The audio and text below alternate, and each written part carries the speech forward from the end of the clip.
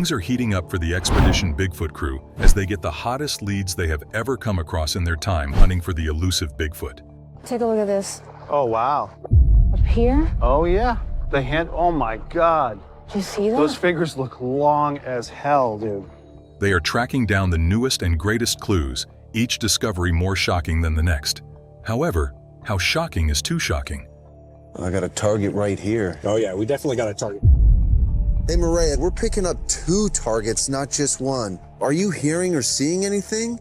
They have come across something so astonishing that they were forced to cancel their entire expedition. As each new reveal grows more dangerous, how much longer will they be able to continue their work? The expedition began with the team struggling during one of their most exhausting missions to date, when they stumbled across something that simultaneously lifted their spirits and left them horrified. The team was left deeply disturbed after spending a long time out in the field, preparing for the arrival of Bigfoot. They were carefully setting up recorders, trackers, and more to catch any glimpse or sound made by Bigfoot. Unfortunately, they were left waiting with nothing to show for their preparation until everything changed in a single moment. Russell became alert to the fact that one of the trackers set up in the woods had logged movement nearby. This tracker was left near a stream with the hopes that Bigfoot might visit the area for a sip of water at some point. Russell immediately noticed that there was movement near the stream, and with the help of Dr. Maria rushed to the mainland to check out this lead in person. The need for some backup is because the team had theorized that there may be more than one Bigfoot on the island. Some of the team even believed that there could be an entire family living here. These suspicions first arose when they realized the abnormally large number of clues they had been able to gather in the short amount of time they had been on the island. However, even the team could not believe how right they were when they found something that confirmed all of their suspicions. Russell and Maria were walking carefully into the depths of the forest when they began to notice a trail of body parts and bones forming a macabre trail. The grass was red with the entrails they discovered, and carefully they began to examine pieces to try and piece together what it used to be.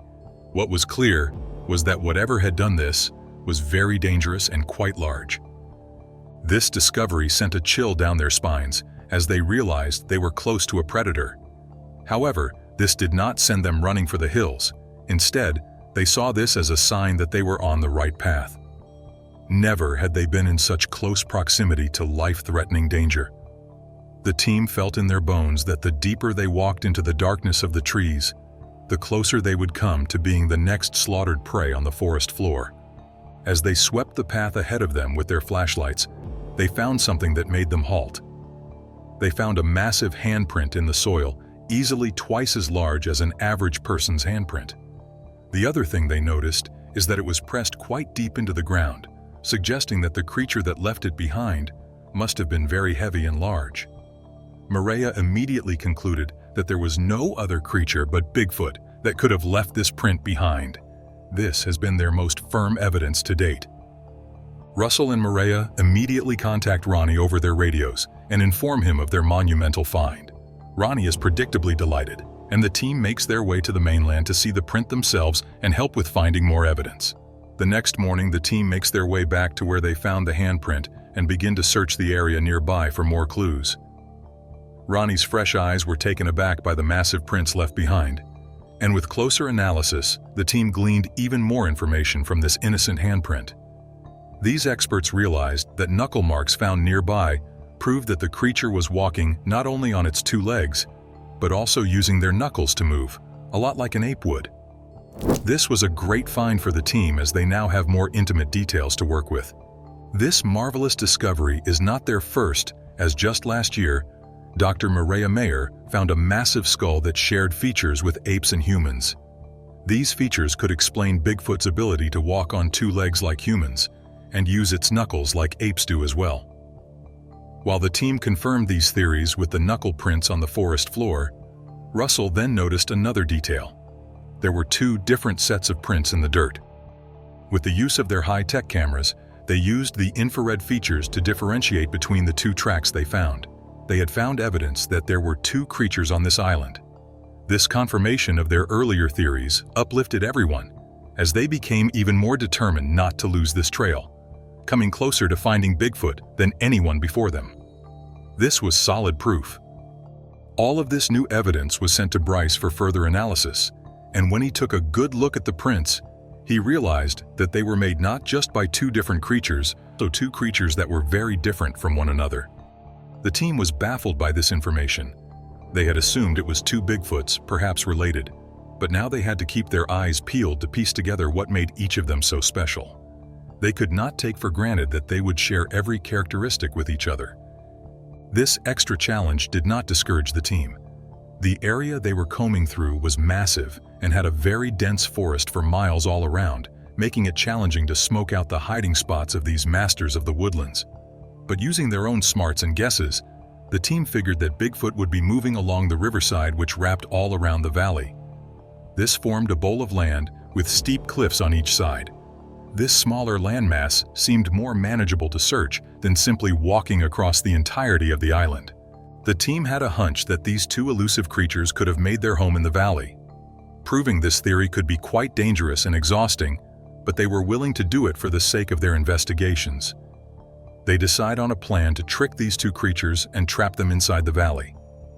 A very wise decision to lure them in, as tracking them had taken them this far.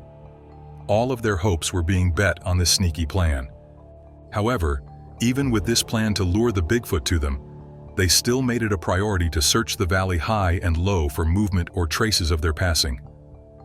If the team was evaded yet again, all of their time would have been wasted. The 20,000 acres of this land, buffeted by mountains, and with difficult-to-traverse terrain, if they did not find anything now, they never would. Bryce then contacts the team over their radios and informs them that they have spotted something on their drone's thermal imaging, something that appears to be human in shape. This sends an electric jolt down the rest of the team's spines, and they split into two teams, Ronnie being one and Maria and Russell in the other, as they run along opposite sides of the valley. They scan the valley from above with the drones, and they pray that Bryce's tech will be able to lead them straight to Bigfoot. Things then take a turn for the exciting when robots join in on the hunting party. This new team was using the most advanced tech available to crack this mystery once and for all. Even the smallest movement would be scanned and registered. The thermal imaging catches everything, and as they move forward, they see something moving in the valley. Meanwhile, Maria and Russell are a few miles away and begin heading to the spot pinpointed by the robots and drones. The excitement only grew as they walked down the trail leading to the glacier up ahead. On the other side of the island, we have team number 2, Ronnie, as he begins to notice the sounds of rustling and breaking branches nearby. When Ronnie realized he might have found something important, he asked Bryce for help in identifying what he was hearing. Using his drone and thermal imaging, Bryce found the source of the noise. A humanoid figure was closing in on Ronnie's location.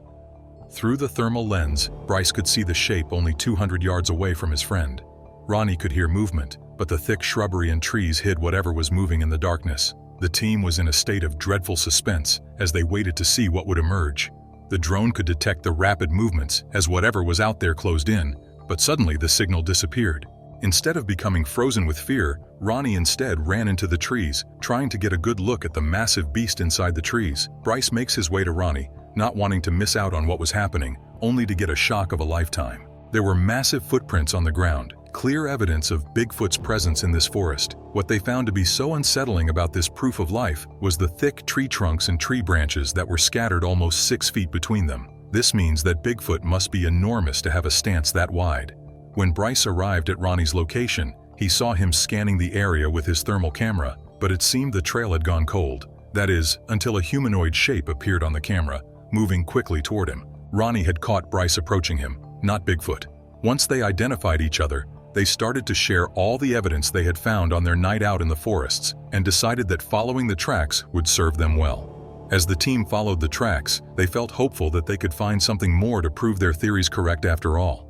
This persistence would pay off, as they would find a secret path that seemed perfect for Bigfoot's swift comings and goings. However, this would soon be a terrifying choice as they encounter a fresh kill. Not too far from the glacier, and on the snowy forest floor, there was all manner of blood and viscera scattered violently. The sight and smell of blood was overwhelming and confirmed to the team that there was something deadly stalking these dark woods at the same time as them.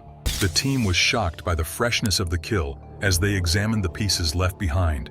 They were now sure that they had entered this creature's killing grounds and were likely watching them from some nearby location. This sent a chill down all of their spines, but they maintained their composure for the sake of keeping an accurate timeline of events. The team speculated that perhaps a deer or elk had met its end sometime in the night, but what confused them was the split ribs of the creature. What would be the purpose of breaking this bone? Could it have been rage or hunger? Well, Dr. Maria Mayer had her own theory. She recalled that early humans would crack bones to suck out the marrow for extra nutrients, a practice that many doctors believe contributed to their rapid brain development. Now the team wondered if the creature they are searching for shared these rather human-like instincts. This speculation left the team speechless.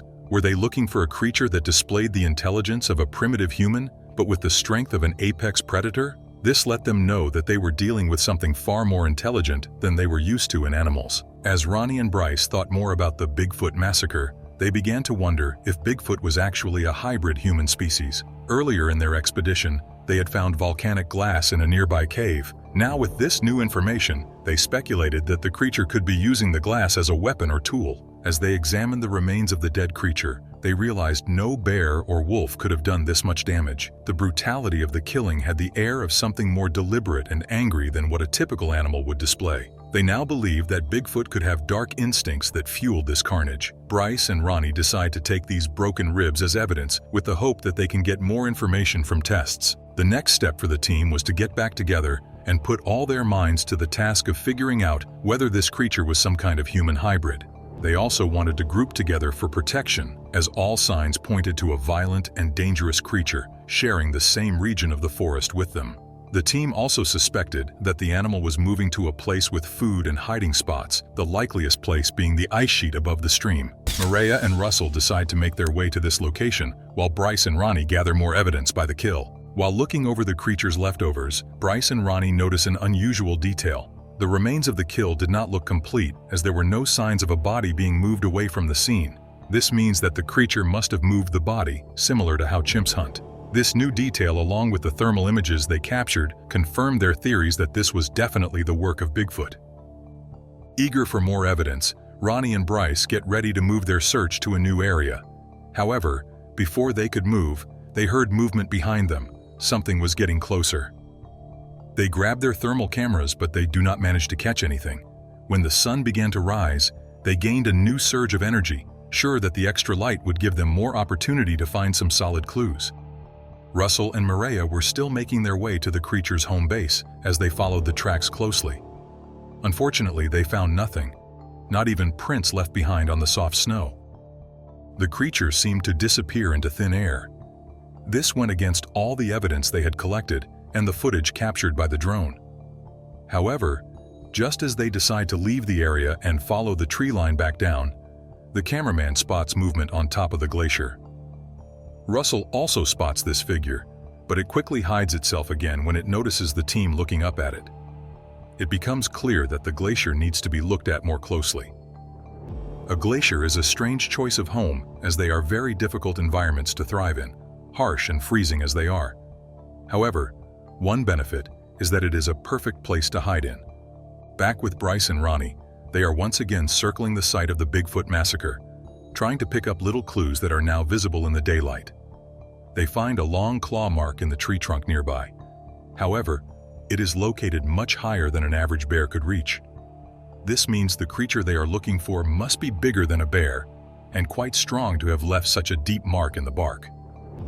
Motivated by this fresh evidence, they trudge on in search of more.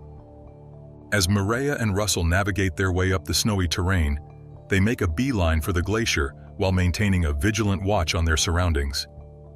The fact that they would have nowhere to flee in the event that a predator suddenly appeared in this location would make it extremely hazardous for them to be there. They have spent hours investigating the glacier, and they have finally found an ice cavern, which is their most significant discovery to date. They would have one of the most convincing pieces of evidence in the world if the creature was sleeping inside. This position was actually wonderful because it provided a steady supply of clean water, refuge from the elements, and protection from the elements that were present outside. They make the decision to search the entire region for any remnants of this evasive creature that may have been left behind.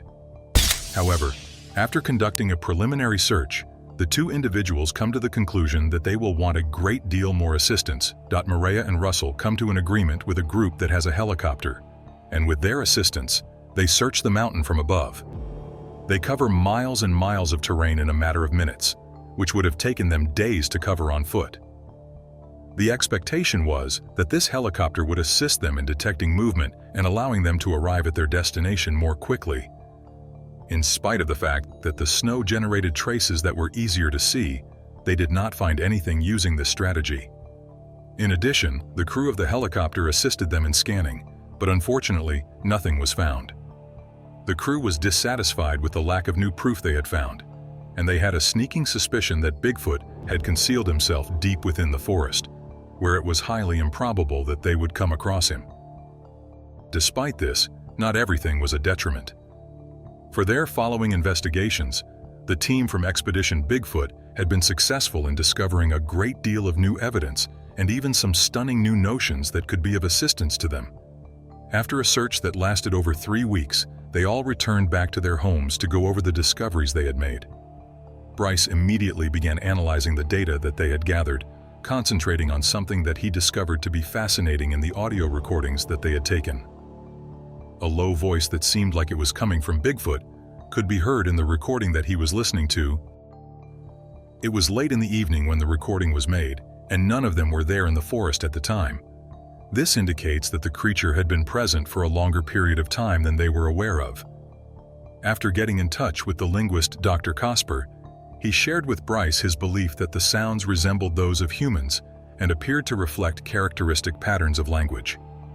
In spite of this, he did observe that the sounds were coming from more than one creature, which raised the possibility that there was a Bigfoot group in the area. The results of this investigation not only imply that their hypotheses regarding a group might be correct, but they also reveal that Bigfoot was able to communicate verbally. These pieces of evidence have motivated them to embark on an even more perilous journey with the specific goal of discovering the truth at long last. Thank you for watching and liking the video. Let us know your thoughts in the comments down below. How do you feel about the search for Bigfoot after watching this video? Would you be brave enough to join the mayor's team and go out on the hunt? Don't forget to subscribe, turn notifications on, and share this video with your friends.